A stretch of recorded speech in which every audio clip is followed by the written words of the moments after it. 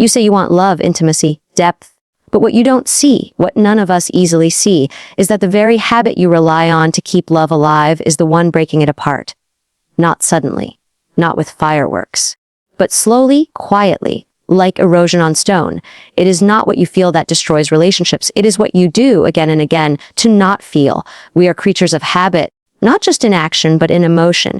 And when we are afraid to be vulnerable, we reach for something that feels like safety control. We don't call it that, of course. We call it standards. We call it boundaries. We call it just being clear about what I want. But beneath it all is a trembling child who once learned that the world is unpredictable, that love can vanish, that closeness can turn to abandonment without warning. So we build routines, rules, and rigid expectations, not because we are cruel, but because we are scared. Control becomes our substitute for trust. It becomes the illusion that if we manage every detail, what is said, when it's said, how it's said, then maybe we won't get hurt again. But control is not connection. And when you attempt to manage another person, you stop relating and start supervising. You become more interested in how your partner loves you than who they are. You confuse compliance with closeness, and what once was a relationship becomes a project to fix, to perfect, to optimize. We edit the script of love like anxious directors, always afraid the story will go off track. But love isn't a production, it's a process. It's the art of surrendering to someone else's autonomy while still feeling safe in your own. Control may feel like certainty, but it costs you the one thing that makes love possible: freedom. And where there is no freedom, there can be no intimacy. And so the control continues. You tell yourself, if I don't speak up, I won't get what I need. But what you're really saying is, if I don't manage you, I can't trust you to care for me. This is not empowerment. It is exhaustion. It is turning love into labor. The irony: the more you control, the more disconnected you feel. Because what you are really longing for, true emotional safety, can't be taken. It has to be given. Freely, willingly, voluntarily, and love offered under control is not love. It is compliance. It is survival. But control is only half the story. If you look a little deeper, you'll find something more hidden, something more subtle. You'll find the habit of self-abandonment, the quiet surrender of your own truth in exchange for approval. We learn very early that love is conditional, that there are parts of us that are met with smiles and praise, and other parts, too loud, too angry, too needy, too sensitive, that earn silence, shame, or rejection. So we adapt. We become what others need us to be. We learn to read the emotional weather in the room before we've even finished forming a thought. We anticipate. We adjust. We shrink. And somewhere along the way, we stop asking, what do I feel? What do I want? What do I need? Because those questions feel dangerous. To need is to risk disappointment. To speak your truth is to risk rejection. So instead, we offer ourselves piecemeal, hoping that if we are likable enough, lovable enough, agreeable enough, we will finally be chosen. But here's the paradox: the more we contort ourselves to be accepted, the less we feel truly loved. Because deep down, we know that what is being loved isn't us. It's the mask. Self-abandonment isn't always loud. It's not just saying yes when you mean no. It's the silence after someone crosses your boundary and you tell yourself, it's not that big a deal. It's the way you tell your friends, I'm fine, when you're quietly unraveling. It's the instinct to soothe others while you are starving for comfort yourself. You become so good at accommodating others that you forget what it means to advocate for yourself. But here's the tragedy: when you abandon yourself, you teach others to do the same. You lower the volume on your own needs until no one can hear them, including you. And over time, you start to believe the lie that your needs are a burden, that your emotions are excessive, that your pain is inconvenient. So you become indispensable to others, but invisible to yourself. And you call that love. It is not love. It is the performance of worth in the absence of self-worth. The habit that breaks every relationship isn't just how we treat others. It's how we treat ourselves in their presence. If you do not belong to yourself, no one else can truly belong with you. And so we begin. We live in a time where intensity has become the stand-in for intimacy, where the rush of adrenaline is mistaken for the depth of connection, where obsession is worn like a badge of passion, and the chaos of emotional roller coasters is labeled as chemistry. But let me tell you something quietly devastating: what you call crazy love is often just familiar trauma. You meet someone and the pull is magnetic. You don't know why, but you're hooked. They text, your body lights up. They withdraw and your stomach drops. You call it butterflies, but often it's your nervous system recognizing a familiar pattern of uncertainty. What feels like desire is often a reactivation of childhood wounding. You are not falling in love. You are falling into pattern. This is the trap of emotional reenactment. When intimacy was inconsistent in your early life, chaos became your normal. If love had to be chased, if closeness was always followed by withdrawal, then unpredictability begins to feel like home. So in adulthood, when someone gives you calm, steady affection, it feels boring. You say, there's no spark, but the spark you're looking for is the spark of anxiety, the chemistry of being on edge, of not knowing, of trying to earn what should have been freely given. So we keep choosing people who keep us guessing, who don't fully choose us back, because deep down, if love must be won, then maybe, just maybe, we are worth it. This isn't about being broken. This is about being conditioned. You learned that intensity was love because safety was never safe for long. And so we create drama or we stay in it. We provoke to feel alive. We withdraw to be chased. We mistake volatile highs and desperate lows for deep connection. But here's the truth. Intensity without consistency is not intimacy. It is stimulation. It is emotional gambling. And it will leave you emotionally bankrupt every time you tell yourself that one day it will calm down. One day they'll realize how much you care. One day it will feel safe. But that day doesn't come because you are trying to harvest fruit from poisoned soil. The only reason it feels so consuming is because it is hitting the same emotional nerve that was never soothed in your childhood.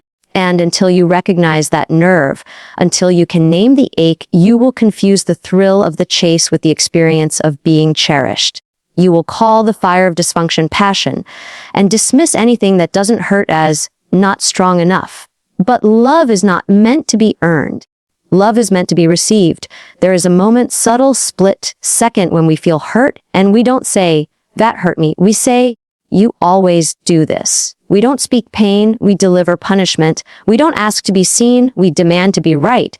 Blame is one of the most seductive habits in relationship, not because we are bad people, not because we are immature, but because we have never been taught how to stay with our pain without turning it into a weapon. When we feel unseen, unchosen, dismissed, our reflex is not to grieve. It is to accuse. It's easier to be angry than to be vulnerable. It's easier to say, you're selfish, than to say, I feel like I don't matter to you.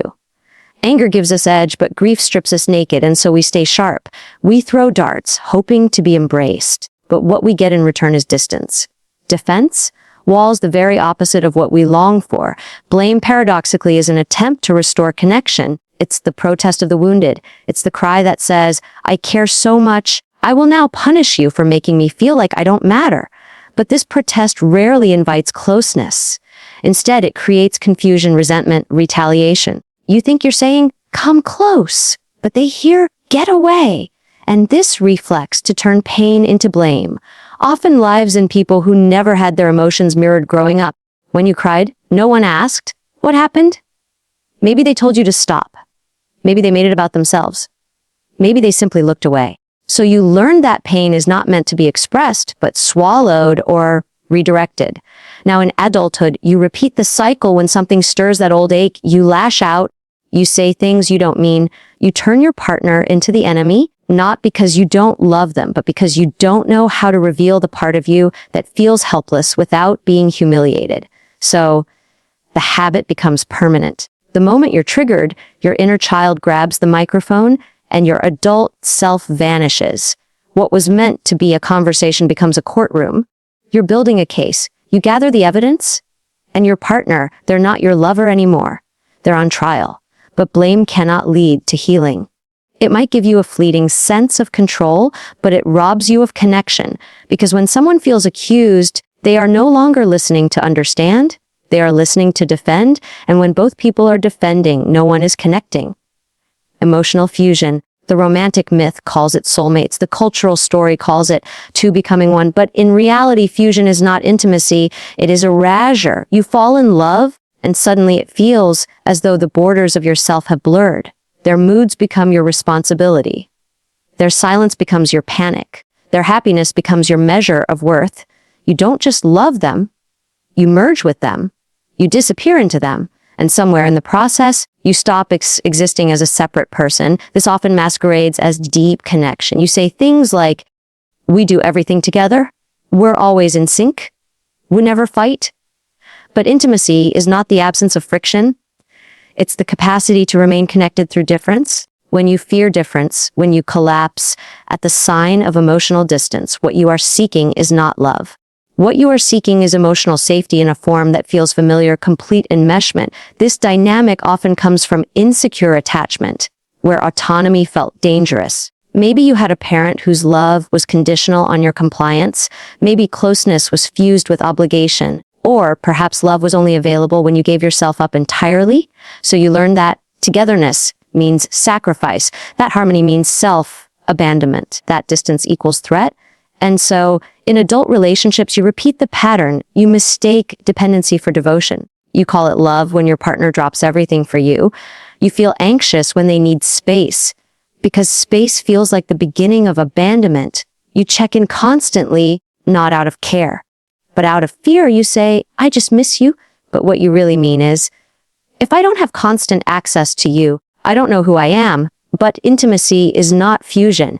Intimacy is the dance between closeness and separateness, between being with and being self. You cannot love from a place of neediness, because when you are fused with another, your needs are not communicated. They are imposed. Your love becomes a demand. Stay close, or I will fall apart.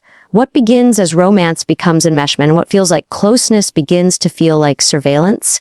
You lose your individuality, and in doing so, the relationship loses its vitality, because love without space is not passion, it is pressure, and pressure eventually becomes resentment.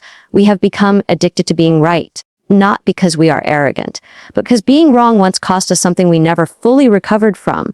To be wrong is to risk shame, to risk being misunderstood, to risk losing the upper hand in a world where being emotionally vulnerable has never felt safe.